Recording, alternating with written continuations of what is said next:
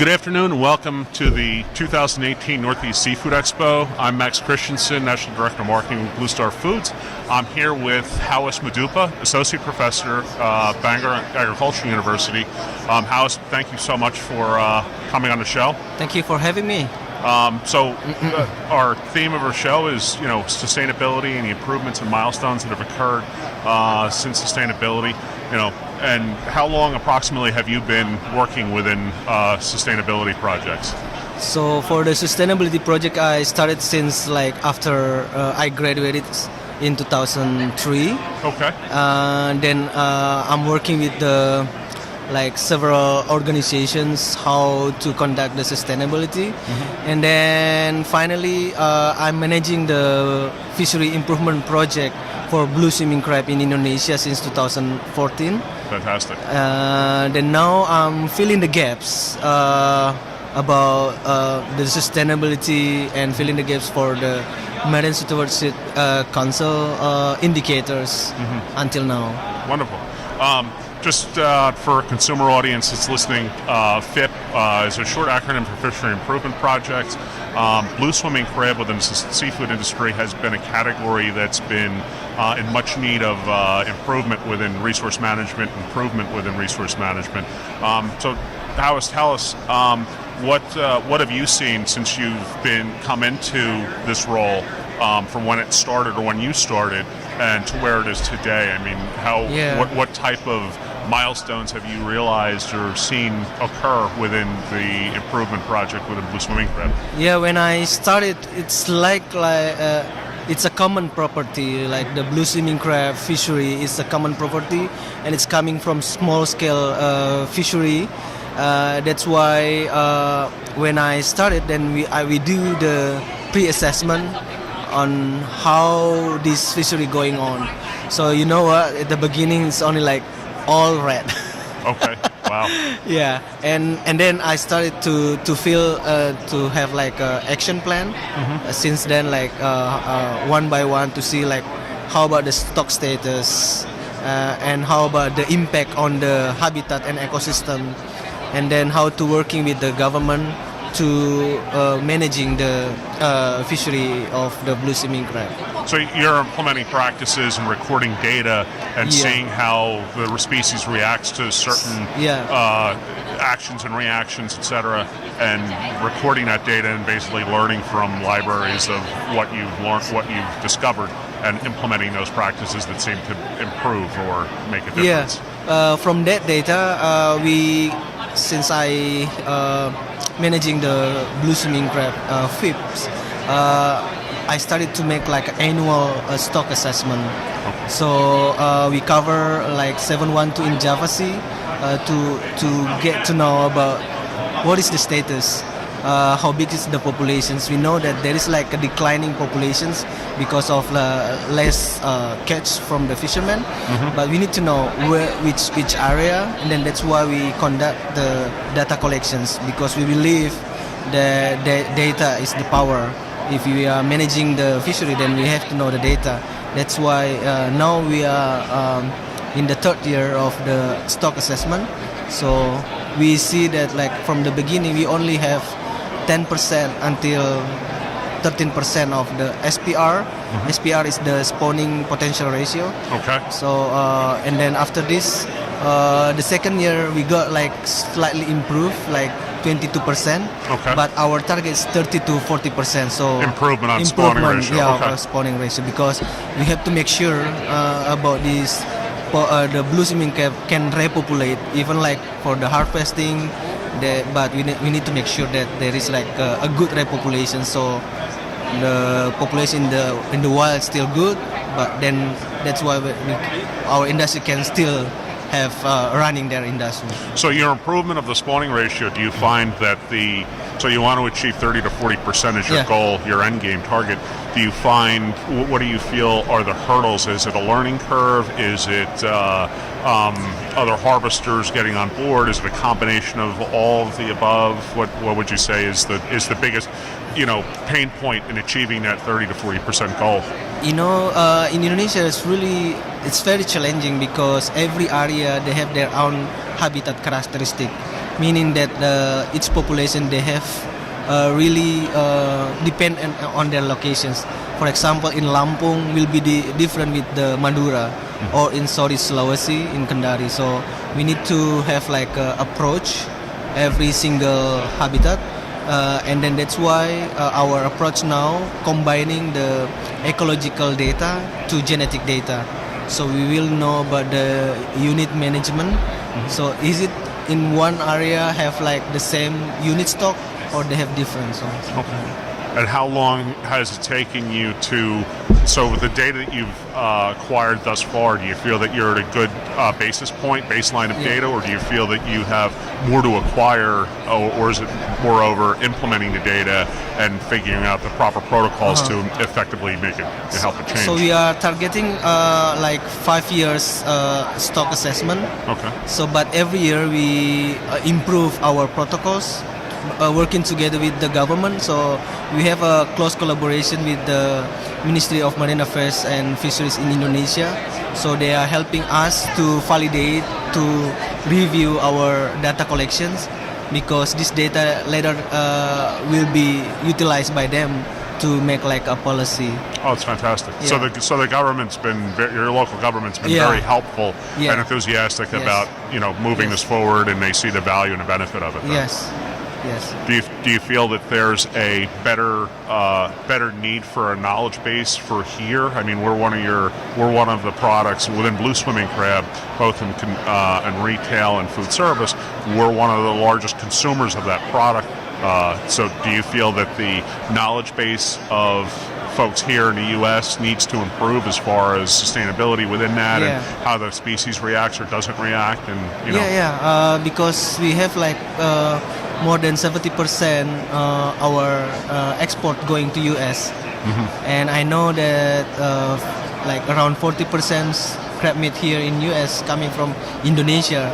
So I think the knowledge of this here, the people here in the U.S. needs to know where their product coming from, and how they catch, and how they handle it, something like that. So. And most a good population of the millennial demographic, which is a tremendous consumer base here in the U.S. For consumer goods, for retail, especially food products. They want the millennial generation wants to know where their products come from, how they were resourced. Are they sustainable, or are they on a path to sustainability? So it's all of the information you're providing is very valuable, especially to within the retail segment and the food service segment. Yes. Being is that most of a good proportion of the product is coming from Indonesia. We're the largest consumer. It would only make sense that those that are either consuming and eating and buying blue swimming crab should be concerned about the resource and the improvements that Indonesia is putting forward within the species. Yeah. How, if you were to, I mean, you're an associate professor, how long, if you had to give an estimate, how long do you think it would be before a significant gain within the sustainability of blue swimming crab is realized? Is it 2 years? Is it 5 years? Is it 4 years? Understanding that it's always going to be an ongoing project for improvement, but... Yeah. We are targeting within like the next 3 years. Okay. All the indicators will be fulfilled. Okay. We know that like the millennial now really keen to know about where the crabs coming from, and that's why APRI now make APRI applications, because from this that you can trace where the product's coming from, which fisherman. I think it's also Blue Stars also, because one of our members also already implementing about the traceability system. Yes, we have a significant traceability component to our business, where we enable either the consumer or end user to scan via QR code, and it gives a transparent, snapshot or traceability from harvester to plate of, verifiable traceability. Yes. And as we know, we're on a path to sustainability. Sustainability has not been yet achieved, but we're working towards it, with people like yourself and organizations and that type. do you see application for your findings and what you've learned within the species of blue swimming crab that can be applied to other species? Formats, protocols, data collection criteria, that type of thing.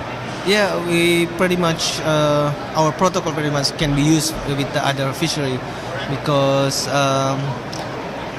our data collection is already standardized by the research development of Ministry of Marine Affairs and Fisheries. So I think like, for example, maybe like shrimp or tuna or snapper, but can be like slightly modified because the nature of the landing sites in the blue swimming crab slightly different with the other fishery, but the form can be used. And it'll all be electronic and digital, and it's fluid. It can be basically plug and play once the protocols are established. Yeah, in APRI also we already established, we developed electronic system called Fishery Electronic Reporting. So it's Android based. So our enumerators underground will use that and then sending the data right away, and then we can monitor. Wow. That's impressive. Yeah. Is there one specific event or one specific achievement that stands out in your mind that you've realized either before your involvement in fishery improvement projects within blue swimming crab related to sustainability, or before or after, while in processes, or one specific milestone that's been achieved that you think that's been groundbreaking, let's say? So there are several really great improvement. First is the stock status data. So our data are already used by the Committee of Fishery Management in the Marine Affairs and Fisheries. They are using our data to validate their own data to have to regulate and then making a new policy. And then the second is we already make assessment on the non-target species, which is already attention in the world now, because even we have a very selective fishing gear like collapsible trap. In Indonesia we are in the marine mega biodiversity. Even you have a very selective one, you mostly have other species than blue swimming crab. So we are now in the second year to make a data collections on this, so we can make a proof. Other than that, we have also make a good collaboration with the provincial level.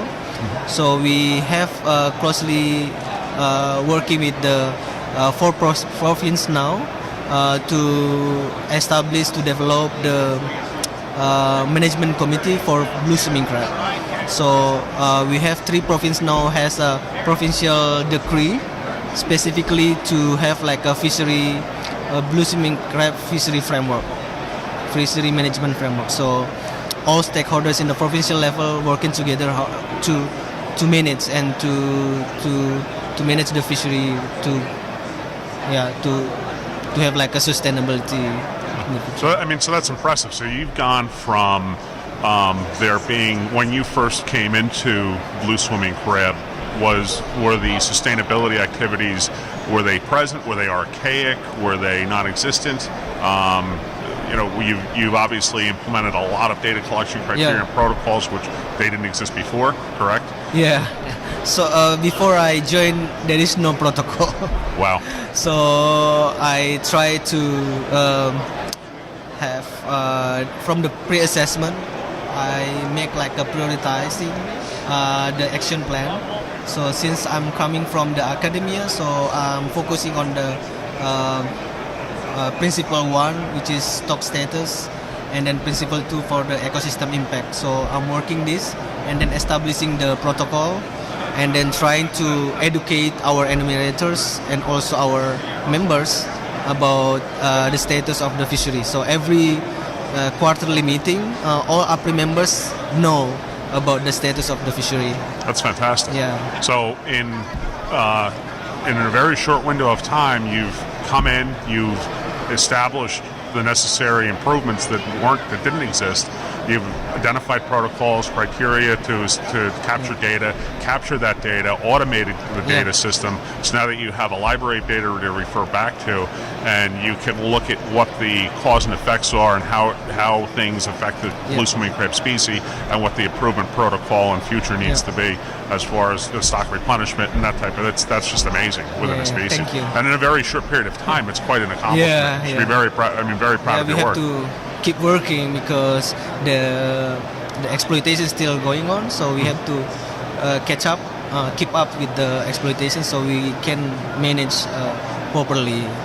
So from your work and your associates' work, you can now take this same system and plug and play almost anywhere else in the world, applicable to any other species that's in need of sustainability initiatives, and improve that species. Would you say that once you fine-tune your own system, what would you estimate a deployment, let's say, into another species? How long would it take you to attach this or apply this same system to a new species and effect change or improvement project within a new species? Well, because we are working in the fundamental protocol and then fundamental indicators, I think it's easy to move to other fishery, but it depends on what kind of fishery. But since the protocol is already established and then the indicators are already set up, so we can certainly move to other species and then use it right away. So if there's a cooperating government in an area where a new species needs help, and you would comfortably say that within a 5 or 10 year window you could implement your system and show drastic improvement within that species. Yeah. That's impressive. Yes. That's very impressive.